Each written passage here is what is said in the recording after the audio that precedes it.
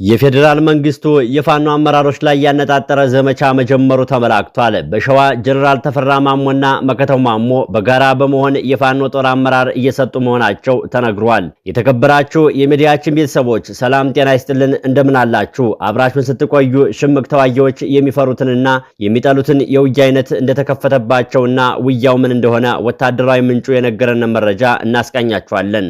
በዝግጅቱ መጨረሻ ላይ ደግሞ ዘመነ ካሴን ለመያዝ የገቡ ከ200 በላይ የሚሆኑ የኮማንዶ ኃይሎች እጣ ፈንታ ምን እንደሆነ እናስቃኛችኋለንና አብራችሁን ቆዩ።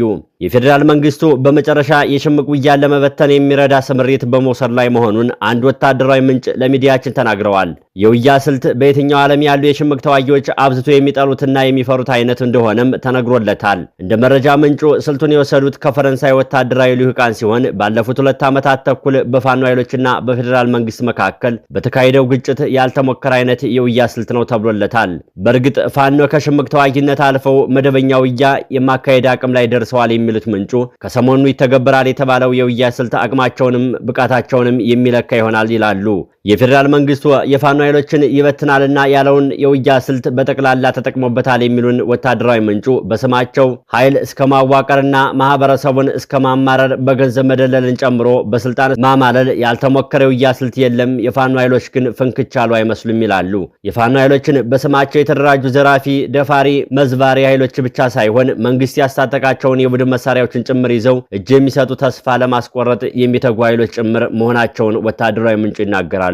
ያም ሆነ ይህ የፌደራል መንግስቱ ተሳክቶለታል፣ የፋኖ ኃይሎችም መበታተን የቻለ አይመስልም ይላሉ። የሽምቅ ተዋጊዎች ዓላማና ያላቸውና ለመዋጋት ግፍ ምክንያት ያላቸው በመሆናቸው በቀላሉ ሊበታተኑ የሚችሉም አልሆነም ባይ ናቸው። ወታደራዊ ምንጫችን አሁን ላይ በተለይ በጎንደር ቀጠና መንግስት ከፋኖች ጋር በሚያደርገው ውጊያ የተሳተፉና ውጊያው የመሩ ናቸው። እሳቸው እንደሚሉት በኢትዮ ኤርትራ ጦርነት ተሳትፈዋል። በኋላም ሰላም አስከባሪ የሆነ ሞቃዲሾ ዘምተው አልሸባብን ገርፈዋል። በተለያየ አየር ጸባይ ውስጥ ተዋግተዋል፣ አዋግተዋል። ከፋኖ ኃይሎች ጋር እንደገቡበት ውጊያ ግን የከበዳቸው ውጊያ መርተው አያውቁም። የፋኖ ኃይሎች የውጊያ ስልት አዲስ ነው ይላሉ። የፌደራል መንግስት የጸጥታ ኃይሎች የሰለጠኑበትና የተማሩበት አይነት አይደለም በሚል ይገልጹታል። የሀገር መከላከያ ሰራዊቱ ከኢትዮጵያዊ ልብ ጋር ዓለም አቀፍ የውጊያ ስልቶችን ጠንቅቆ ያውቃል። የፋኖ ኃይሎችም የውጊያ ስልትን ግን መቋቋም አልቻለም ይላሉ።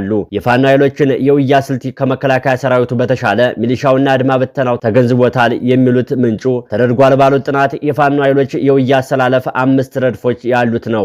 5ቱም ረድፎች በ5 አብሪዎች የሚሸፈኑ ሲሆኑ ሁልጊዜም አንድ የቁጥር ብልጫ የሚሰጥ አይነት ነው ይሉታል። ይህንን መሰለ የውጊያ ስልት በተለይ የመከላከያ ሰራዊቱ ዛሬም ድረስ አጥንቶ እንዳልጨረሰው አስቀድመው ስልቱ 1 ለ60 ሆኖ የተዋቀረ ነው ባይ ናቸው። በቀላል አማርኛ አንድ ፋኖ ቢሰዋ 60 የጠላት ኃይል ይሰዋል እንደማለት ነው። ይህ አይነቱ የውጊያ ስልት በኢትዮጵያ ወታደራዊ ታሪክ ውስጥ ታይቶ የማይታወቅና ጥቅም ላይ ያልዋለ ነው ይላሉ። ታዲያ ምንም እንኳን የፋኖ ኃይሎች በዚህ ሁሉ የውጊያ ጥበብ የተካኑ ቢሆንም የጋራ የሆነ የፖለቲካ ድርጅት የገነቡ ባለመሆናቸው ድላቸውን አራዝሞባቸዋል ይላሉ። አሁን ላይ እነሱ በተራቸው የሚፈሩት አይነት የውጊያ ስልት ሊከፈትባቸው ነው ብለዋል። ለውጊያ ስልቱ አስፈላጊው ሎጂስቲክስ ተመድቦ አልቋል የሚሉት ምንጩ አዋጊ መኮንኖችን በቂ ስልጠና ተሰጥቷቸዋል ይላሉ። ስልቱ ምንም እንኳን የፋኖ ኃይሎች እንደሚዋጉበት አዲስ ያልተለመደ ባይሆንም በፋኖ ኃይሎች ላይ ተሞክሮ የማያውቅና በተለያዩ ሀገራት ተሞክሮ ውጤታማነት የተረጋገጠ እንደሆነ አንስተዋል። የውጊያ ስልቱ በተለይ በማሊያ ፌዴሬሽን በአሁኑ ሚሊሻ ተሞክሮ ውጤታማ ውጤት የታየበት ስልት እንደሆነ ይነገራሉ። ይኸው ስልት በተመሳሳይ መልኩ በኦማን ደቡባዊ ዶፋር ግዛት ተግብሮ ውጤት የታየበት ስልት እንደሆነ ይናገራሉ። የቅርብ ምሳሌ ማንሳት ካስፈለገም ስልቱ በኢራቅ ተተግብሮ ሁነኛ ውጤት የታየበት ስልት ነው ብለዋል። በኢራቅ በተለይም በባግዳድ ዙሪያ በአሜሪካ የሚመራው ጥምረት ኃይልና የኢራቅ መንግስት በአልቃይዳና በተለያዩ የሱዳን አማጽያን ላይ ተተግብሮ ውጤት አምጥተውበታል ብለዋል። በወቅቱ ጀነራል ዴቪድ ፒኤት የአዲሱን የጸረ ሽምቅ ውጊያ ተግባራዊ ያደረጉ የአሜሪካ ወታደሮች ቁጥር በመጨመር ከትላልቅ የጦር ሰፈሮች ወጥተው በህዝቡ መካከል እንዲሰፍሩም ተደረገ። ትኩረቱ የህዝቡን ደህንነት ማስጠበቅ ላይ ሆነ ከአማጻኑ ጥቃት ህዝቡን መጠበቅ አስፈላጊ እንደሆነ ታምኖበታል። በተጨማሪም የአካባቢው የጎሳ መሪዎች ከአልቃይዳ ጋር እንዲተባበሩ በማግባባት የአማጻኑ የመረጃ ምንጭ የጥቃት አቅም በእጅጉ በመቀነስ ውጤት አምጥተዋል ይሉበታል። የውጊያ ስልቱ የተዋጊ ስለንቦና የማህበረሰብ የፖለቲካ ንቃትን ቁርጠኝነትና ዓላማን የሚጠይቅ በመሆኑ በሌሎች ሀገራት ተሞክሮ ሰልቷል ማለት ኢትዮጵያ ላይ ይሰራል ማለት አይደለም የሚሉት አዋጊ መኮንኑ ውጤቱ መሬት ላይ የሚታይ ይሆናል ይላሉ። ሽምቅ ተዋጊዎች በአብዛኛው የሚሸሹት ፊት ለፊት የሚደረግን መጠነ ሰፊ ወታደራዊ ግጭት ሳይሆን የተቀናጀ የጸረ ሽምቅ ውጊያ በመባል የሚታወቀውን ሁሉን አቀፍ ስትራቴጂ ነው ይላሉ። የውጊያ ስልቱ የሽምቅ ውጊያ ጥንካሬ የሆኑትን የህዝብ ድጋፍ የመቀነስና ነጻነትና የመረጃ ምንጮችን በማድረግ ላይ የሚያነጣጥር እንደሆነ አስረድቷል። የሽምቅ ውጊያ ጊዜ ያልተመጣጠነ የጦርነት አይነት ነው የሚሉት ያዋጊ መኮንኑ ተዋጊዎቹ በትልልቅ ኃይሎች ላይ ድንገተኛ ጥቃቶችንና ብርበራዎችን በመሰንዘር በፍጥነት ወደ ህዝብ ይዋሃዳሉ ይላሉ። በማከልም ዋና ዋና ጥንካሬያቸውን በመደበቅና በአካባቢው ህዝብ በሚያገኙት መረጃና ስንቅ ላይ ተመሰረተ እንደሆነ ያብራራሉ። ሽምቅ ተዋጊዎቹ የሚፈሩት ስልት የመደበኛ ኃይሎች በሽምቅ ተዋጊዎች ላይ የሚወስዱትን የተቀናጀ የጸጥታና የፖለቲካ እርምጃ ሳይሆን ስልቱም የህዝቡ ድጋፍ በማግኘትና የሽምቅ ውጊያ መሰረት በማድረግ ላይ እንደሚያተኩር አመላክቷል። ከላይ እንደተባለው የሽምቅ ተዋጊዎች የሚፈሩትም የሚጠሉትም የጸረ ሽምቅ ውጊያ ስልት ወይም ኮይን በመባል የሚታወቀውን የውጊያ አይነት ስልት ነው። የውጊያ ስልቱ 5 የሚያክሉ ዓላማዎች ያሉ ሲሆን ከመካከላቸው አመራሮችን አድኖ ማጥፋት የሚለውም ተቀዳሚ ዓላማው ነው ይላሉ። ውጤታማ የጸረ ሽምቅ ውጊያ ኃይልን ከመጠቀም ባለፈ የህዝብን ድጋፍ ማግኘት ላይ ያተኩራል። ህዝቡን ታማኝነት ከመንግስት ጎን ማሰለፍ፣ ይህ የሚደረገው ደህንነትን፣ የህግ የበላይነትንና መሰረታዊ አገልግሎቶችን በማቅረብ ነው። የሽምቅ ተዋጊዎችን አቅም ማዳከም ሌላው የውጊያ ስልት ነው። ሌላኛው ዓላማ ነው የሽምቅ ተዋጊዎችን ስንቅና አዳዲስ ምልመላ ምንጮችን ማድረግ አስፈላጊ ነው ይላሉ። ጠንካራ መረጃ መሰብሰብ፣ ማደራጀትና መተንተንና ማናበብ ሌላኛው ስልቱ ሲሆን የሽምቅ ተዋጊዎችን አመራርና መዋቅር ለመረዳት መሰብሰብና መደምሰስ ያሻል ይላሉ። ይህ የውጊያ ስልት በተደራጀ አግባብነት ባይሆንም ካሁን ቀደም በተለይ በጎጃም ተተግብሮ ውጤቱ ያን ያክል እንደነበር የሚያነሱት አዋጊ መኮንኑ ግን ህዝቡንና ተዋጊውን መነጣጠል አልተቻለም ብለዋል። በይፋ ባይሆንም የአማራ ህዝብና ፋኖ ምንም አይነት ልዩነት የላቸውም የሚለውን ድምዳሜ መንግስት አቋም ከያዘበትም ውሎ አድሯል ይላሉ። በእርግጥ በክልሉ ህዝብ ላይ የሚፈጸሙ የጦር ወንጀሎችም የሚያመላክቱት ያንኑ ነው። በሸዋ የሚንቀሳቀሱ ፋኖች መሪ እስክንድር ነጋ ባወጣው መግለጫ አገዛዝ ሲል የሚጠራው የአብይ አህመድ መንግስት በአማራ ህዝብ ላይ ሁሉን አቀፍ ዘመቻ ከፍቷል ብሏል። የክልሉ ርዕሰ መስተዳደር አቶ አረጋ ከበደ በበኩላቸው ስልቱ ተተግብሮ ውጤታማ እንዳልነበር በተዘዋዋሪም ቢሆን ተናግረዋል። ምስራቅ ጎጃም ዞን ደብረ ኤልያስ ወረዳ ከህዝቡ ጋር አድርገውታል በተባለው ስብሰባ ጽንፈኛ ሲሉ የሚጠሩት ኃይል የባዳን ተልዕኮ አስፈጻሚ ባንዳ ነው ማለታቸው ለፖለቲካዊ ፍጆታ ብቻ ሳይሆን እንዳልቀረ አስቀድመው አስረድተዋል። ርዕሰ መስተዳደሩ የተወለዱበት አካባቢ ነው ደብረ ኤልያስ። በተወለዱበት አካባቢ በአንዳነት የተሰማቸውና ህይወታቸው በጸጥታ ኃይሎች እንደሆነ የተናገሩት አረጋ ከበደ ጽንፈኝነት ኢትዮጵያን አያድናትም ሲሉ ይደመጣሉ። ለምን እንደሆነ ባይገባኝም የአማራ ክልል የፖለቲካ አመራሮች አማራ ለማለት አፋቸውን ይይዛቸዋል የሚሉት አዋጊ መኮንኑ አቶ አረጋ ከበደ ጽንፈኝነት ኢትዮጵያን አያድናትም ማለታቸውን ግልጽ አይደለም ይላሉ። የፋኖ ኃይሎች የሚዋጉት ለአማራ ህዝብ እንጂ ለኢትዮጵያ እንዳልሆነ ሲናገሩ ይደመጣሉ። የክልሉ መንግስት ደግሞ የሚሰራው ኢትዮጵያን ለማዳን ይመስላል። ሁሌም የሚናገሩት ኢትዮጵያ እያለ ስለመሆኑ ነው ያነሳሉ።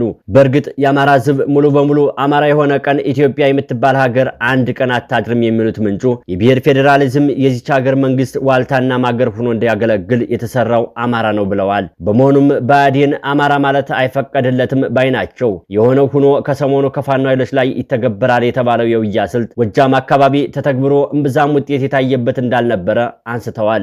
ማሳያ የሚያደርጉት ዘመነ ካሴን ለመያዝ ስምሪት የተሰጣቸው ከ200 በላይ የሚሆኑ ኮማንዶዎች እምጢ ግቡ ስምጥ ደብዛቸው ጠፍቶ መቅረቱን ነው ሁኔታውን አስታውሰው የሚናገሩት አዋጊ መኮንኑ ዘመነ ካሴ ያበቃለት ያለው ወታደር መኮንን እንዳልነበር ይናገራሉ።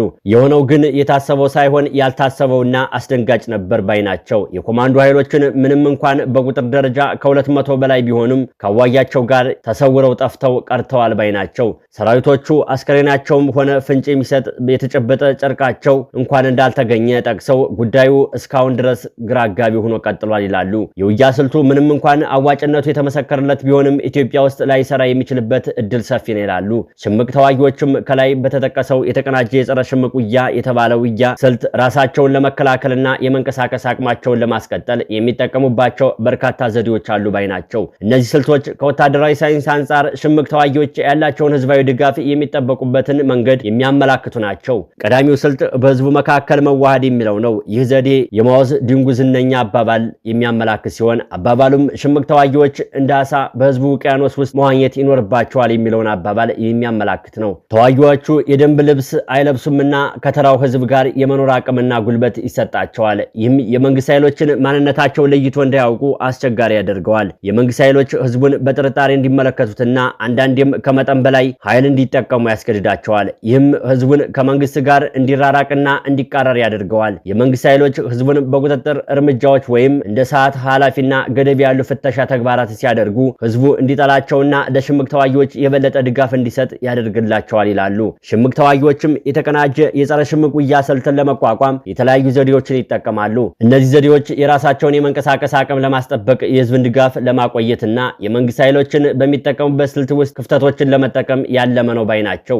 ይህ የውጊያ ስልት ውስብስብና የራሱ የሆነ ተግዳሮቶችም አሉት። የሽምቅ ተዋጊዎች ከአካባቢው ህዝብ ጋር ሲዋሃዱ እና ሰፊ የህዝባዊ ድጋፍ ሲኖራቸው ስልቱን ተግባራዊ ማድረግ እጅግ ከባድ ይሆናል። እንዲሁም የሽምቅ ቡድኑ የተበታተነ መዋቅር ካለውና ማዕከላዊ አመራር ከሌለው ወታደራዊ እርምጃዎችን ብቻቸውን ውጤታማ ላይሆኑ ይችላሉ።